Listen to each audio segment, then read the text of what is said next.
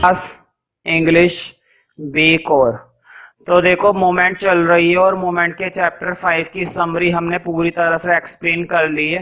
अब जरूरत है कि हम इसकी क्या देखें, क्वेश्चन आंसर। तो हमारे पास फिर से वही 4 क्वेश्चन है और इनको प्रॉपर एक्सप्लेन करेंगे, ध्यान से सुनना और समझना। Describe the statue of the happy Prince, मतलब उसके स्टैचू के बारे में बताना है कि उसका स्टैचू कहां पर था, किस प्रकार था, क्या क्या लगा हुआ था उस स्टैचू में। ठीक है। The statue of the happy Prince stood on a tall pillar in the square of the city. जो हैप्पी प्रिंस का स्टैचू था वो एक लंबे खंबे के ऊपर शहर के चौराहे के बीचों बीच लगा हुआ था। It was covered with thin leaves of fine gold. यहाँ पर लीव्स का मतलब पत्तियां नहीं है, यहाँ पर लीव्स का मतलब है लेयर, चद्दर। मतलब वो पतले पतले सोने की चद्दर के नीचे ढका हुआ था, मतलब उसके ऊपर कौन सी परतें लगी हुई थी, सोने की।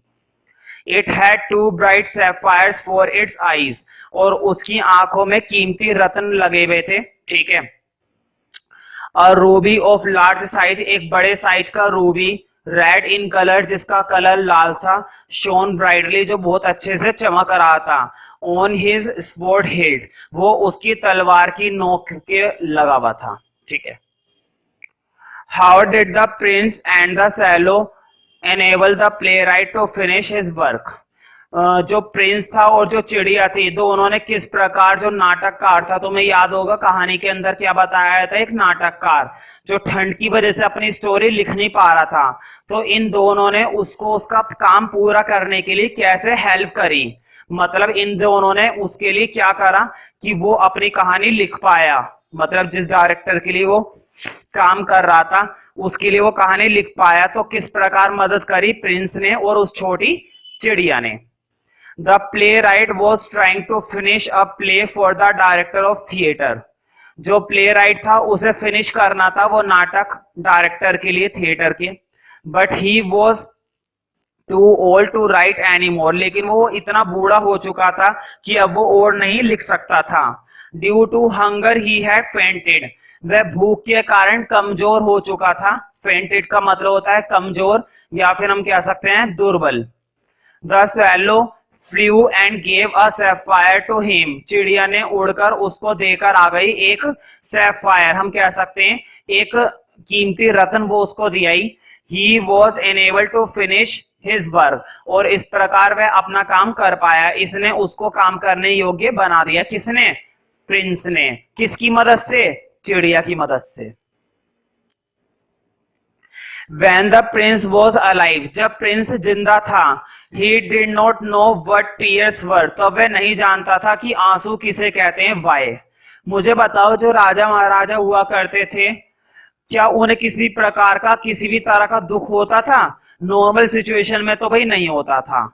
तो प्रिंस के साथ भी बिल्कुल यही कंडीशन थी कि जब वो जिंदा था, ठाट बाट के साथ अपने राजघराने में रहता था, उसको बाहर बिल्कुल भी निकाला जाता था। उसे दुख क्या होता है इस बात का एहसास तक नहीं था, लेकिन मरने के बाद उस बंदे को सारा एहसास होने लगा कि दुख किसे कहते हैं और आंसू किसे कहते हैं।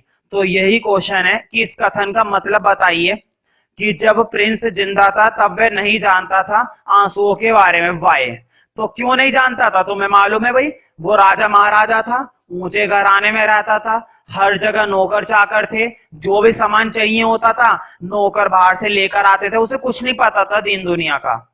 आंसर देखते हैं।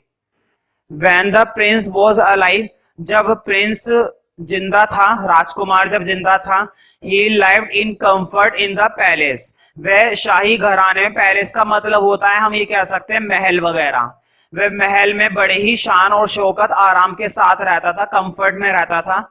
The prince lived happily and knew no sorrow. Prince जो है, राजकुमार जो है, बहुत ही खुशी के साथ और बिना किसी दुख के रहता था। उसे नहीं पता था किसी भी तरह के दुख के बारे में।